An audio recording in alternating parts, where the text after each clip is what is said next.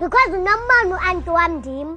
Idimoni elithetha kulo mntana. Lilo lizakubetha ke. Liyobetha bani? Liyophinda libe nami, liyophinda mna. Uphinde umbizela umoya Yokazi. Because awunanyani, awuchazo inyani. Ubani ungenanyani? Ubani ungenanyani?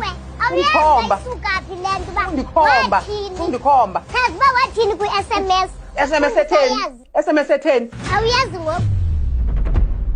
Sasibulaliwe wathi mna ndinamadimoni, thanda amadoda, ndiyasela phofu. Yokazi undiqhela. Ndikuphinde. Undiqhela sorry bathi phambi kwakho. Undiqhela kakubi Yokazi. Undiqhela kakubi Yokazi. Undiqhela kakubi Yokazi. Uyanansi uyambona kunjani ngoku? Uyambona kunjani ngolo mntana? Hayi mani.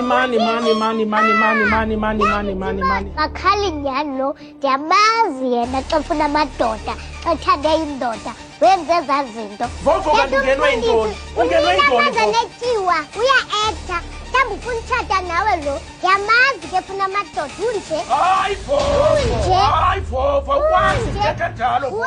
Hayi wena Bulelwa, ufuna isithembu samadoda. Hayi mamfundisi, hayi mama. Akwimandi. Umntana wakho xa kujikelele esenza lento. No, Vovo, you can't do this. Now I want to pray for you guys. I want to offer some prayers for you. I believe in prayer. I'm going to pray for you as a prophet of God. Ungaphakamisa izandla mama ngikwazi ukuba ngikuthandazele. Andive kamandi ngoku. Uvovo xa benibekisa izandla kwanjwa kubekwa yena isandla.